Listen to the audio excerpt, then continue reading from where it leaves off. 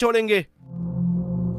राजकुमार उन दोनों की बातें सुन रहा था। वो समझ जाता है कि वो मिट्टी का पक्षी इन्हीं दोनों का बच्चा है। मुझे पता है तुम्हारा बच्चा कहाँ है, मेरा विश्वास करो, मैं उसी के लिए शीश रत्न मोती लेने आया हूँ। तुम सच कह रहे हो ना? अगर ऐसा हुआ तो मेरा बच्चा ठीक हो जाएगा। हाँ, मैं सच कह रहा हूँ। तुम बस मेरी इतनी मदद कर दो, मुझे उस शीश रत्न मोती का पता बता दो, कहाँ मिलेगा। मैं तुमसे वादा करता हूँ कि तुम्हारे बच्चे को मैं जल्द तुम्हारे पास ले आऊंगा।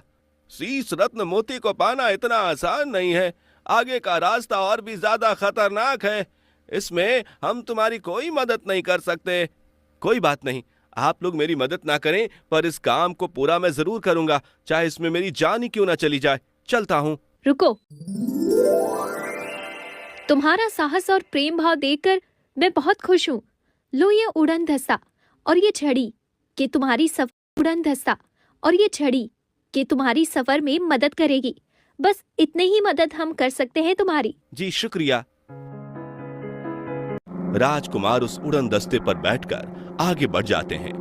राजकुमार को चलते चलते काफी समय हो जाता है और राजकुमार एक वीरान रेगिस्तान से गुजरता है। बड़ी जोरों की प्यास लग रही है, क्या करूं, यहाँ तो चारों तरफ वीरान ही वीरान है। कोई नदी भी, झरना भी तो नजर नहीं आ रहा। तो क्या लगता है कोई कुटिया है। चलो यहीं जाकर देखता हूँ, शायद कुछ पानी मिल जाए। कोई है यहाँ? कोई है क्या? कौन हो तुम और इस वीरान में क्या कर रहे हो? मुझे बड़ी जोरों की प्यास लग रही है, गला सूख रहा है, कृपया कर मुझे जरा सा पानी पिला दीजिए। ऐसा मत करो अम्मा, कृपया पानी दे दो। इस वीरान में एक बार जो आ जाता है वो फिर कभी नहीं जाता, प्यास के मारे ही मर जाता है। राजकुमार उस रेगिस्तान की कड़ी धूप को सहन नहीं कर पाता और वहीं गिर जाता है। बूढ़ी औरत हाथ में तलवार लिए जैसे ही राजकुमार को मारने उसके पास आती है, राजकुमार अपने पास रखी छड़ी को निकालता है और बूढ़ी औरत के सामने रख देता है, जिससे वो औरत छड़ी से डरकर धरती पर जा गिरती है और राजकुमार अपनी जान बचाकर वहां से पैदल ही भागने लगता है। ये औरत मेरी जान के पीछे क्यों पड़ी है? मुझे और तेज भागना होगा। राजकुमार भागते भागते एक दलदल में जा गिरता है। बचाओ, कोई मुझे बचाओ, जल्दी पकड़ो इस रस्सी को और बाहर आ जाओ। राजकुमार रस्सी पकड़कर बाहर आ जाता है। तुम्हारा बहुत बहुत शुक्रिया, आज तुम ना होते तो मैं अपना कार्य अधूरा ही छोड़ जाता। पर आप यहाँ क्या कर रहे हैं? आप यहाँ के तो नहीं लगते। राजकुमार सारी बातें बताता है। अच्छा, आप बहुत अच्छा काम कर रहे हैं, चलिए मैं आपको उस शीश रत्न मोती के पास ले चलता हूँ। राजकुमार को एक गुफे में ले जाता है। ये रहा शीश रत्न मोती का रास्ता, अब आपको यहाँ से अकेले ही जाना होगा, अब आपके साथ आगे मैं नहीं आ पाऊंगा। पर ये तो गुफा है। हाँ, पर यह गुफा भी इसी जंगल की तरह रहस्यमय है, आप आगे संभल कर जाना। इस गुफा में एक राजा रहते हैं, जिस शीश रत्न मोती को आप खोज रहे हैं वो उन्हीं के पास है, पर राजा जी के पास जाने के लिए आपको मौत के रास्ते से होकर जाना होगा। मौत का रास्ता? हाँ, ये आखिरी रास्ता है, अगर आपने इसे पार कर लिया तो समझो आप अपने इस काम में सफल हो गए। परंतु क्या?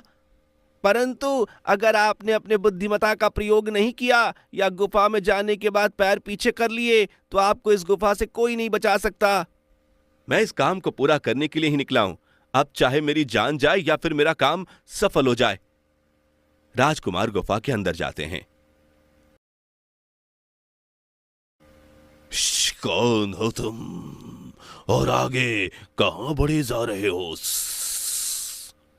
मुझे महाराज से मिलना है, बहुत दूर से आया हूं, कृपया कर मुझे उनसे मिलने दे। ठीक है, पर उससे पहले तुम्हें मेरे कुछ सवालों के जवाब देने होंगे। अगर तुमने मेरे प्रश्नों के उत्तर सही दिए तो ठीक है, अगर तुमने मेरे प्रश्नों का उत्तर गलत बताया तो तुम्हें मुझसे कोई नहीं बचा पाएगा।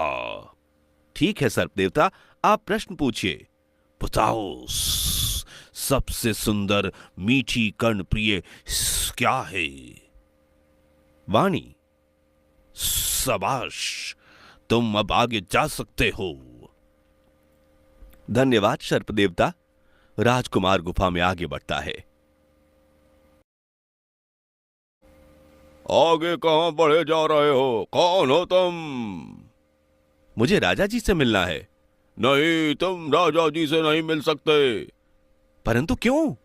राजा जी से कोई साधारण व्यक्ति इतनी आसानी से नहीं मिल सकता। अगर तुम्हें राजा जी से मिलना है तो उससे पहले तुम्हें मुझसे युद्ध करना होगा।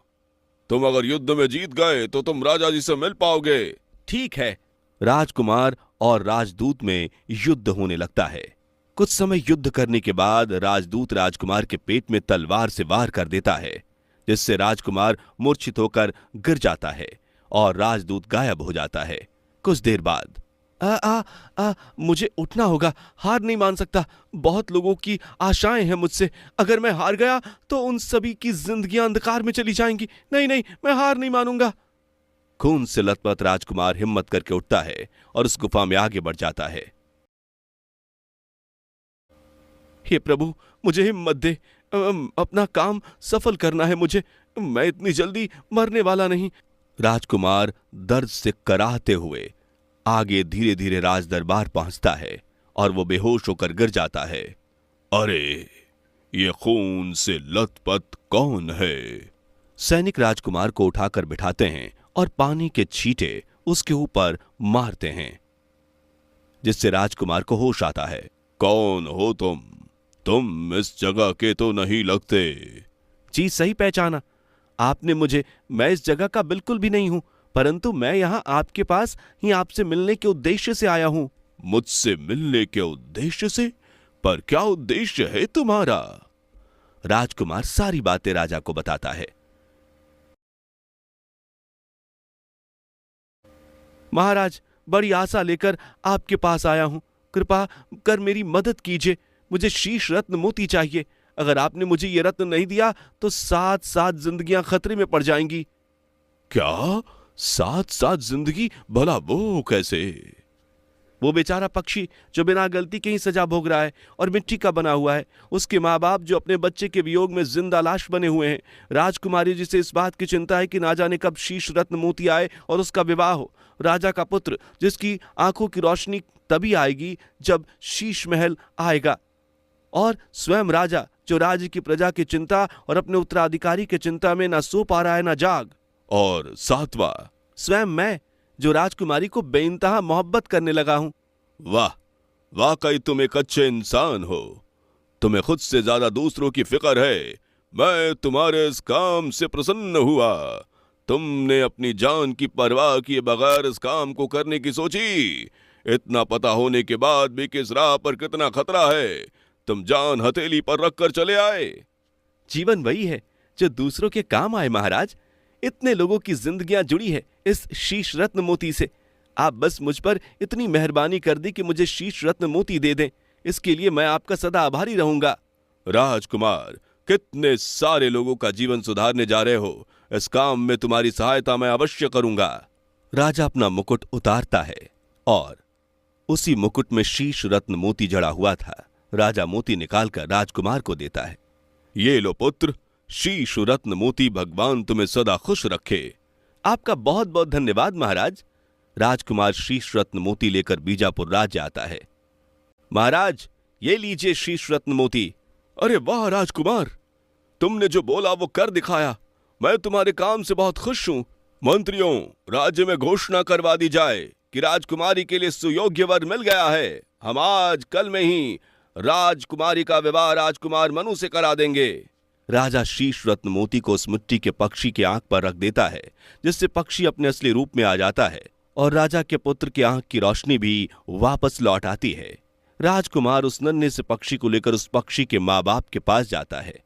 ये लीजिए आपकी अमानत।